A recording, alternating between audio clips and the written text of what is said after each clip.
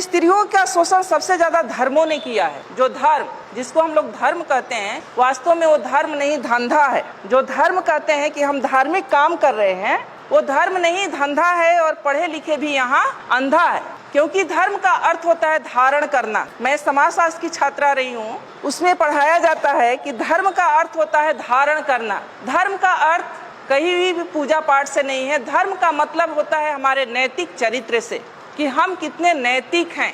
हम अपने कर्मों के प्रति, कर्म का मतलब हमारी जो ड्यूटी है, जो हमारी रिस्पॉन्सिबिलिटी है। अगर हम एक माँ हैं तो हमारा ये धर्म है कि अपने बच्चों का पालन पोषण, परवरिश अच्छे तरीके से करें। हमारा ये धर्म नहीं है कि हम मंदिर में जाके घंटी बजाएं और बच्चा हमारा भूख से बिलख रहा हो। धर्म का मतलब होता है हमारे नैतिके से। तो जो महिलाओं का जो शोषण सबसे ज्यादा हुआ है वो धर्मों ने किया है। फिर भी महिलाएं सबसे ज्यादा धार्मिक कर्मकांडों में उलझी रही हैं। उन्हें यह पता नहीं है कि जिन धार्मिक कर्मकांडों को मान रही हैं वो उन्हें गुलाम बनाने के लिए है। जिन धार्मिक कर्मकांड को हम लोग कर रहे हैं वो कुछ और नहीं है। जैसा उमा शंकर जी ने कहा कि महिलाओं के लिए व्रत त्योहार इसलिए रखा गया कि जब वो माँ बनने वाली रहे और उपवास करे तो जो बच्चों को पौष्टिक आहार मिलना चाहिए वो न मिले, और बच्चा जो है वो किसी तरह से माने हष्ट पुष्ट न हो। तो महिलाओं का इसीलिए किया गया कि महिलाएं किसी भी समाज की रीढ़ होती हैं, किसी परिवार की रीढ़ होती हैं। जिस परिवार की महिला पढ़ी लिखी होगी, मजबूत होगी,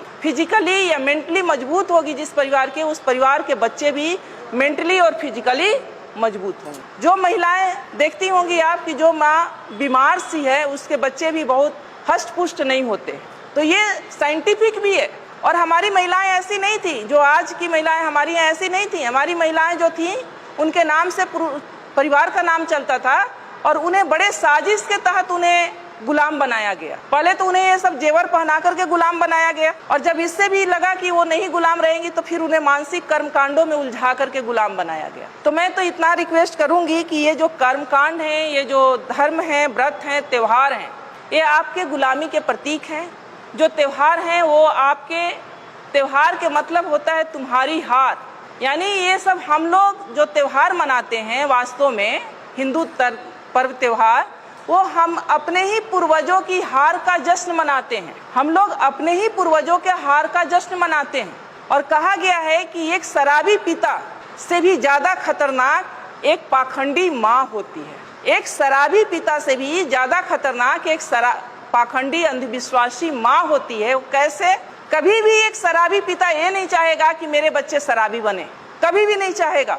लेकिन जो अंधविश्वासी माँ होगी, पाखंड में डूबी हुई माँ होगी, धार्मिक कर्मकांडों में उलझी हुई माँ होगी, वो हमेशा चाहेगी कि मेरे बच्चे भी ऐसा ही बने। इसलिए सबसे ज्यादा जवाबदेही और जिम्मेदारी हम महिलाओं के कंधे पर है। हम क्या देखना चाहते हैं, अपने बच्चों को क्या बनाना चाहते हैं? अपने बच्चों को मजबूत बनाना चाहते हैं, साइंटिफिक अप्रोच वाला बनाना चाहते हैं, या उन्हें हम धार्मिक कर्मकांडों में उलझा करके उन्हें मानसिक रूप से पंगु बनाना चाहते हैं?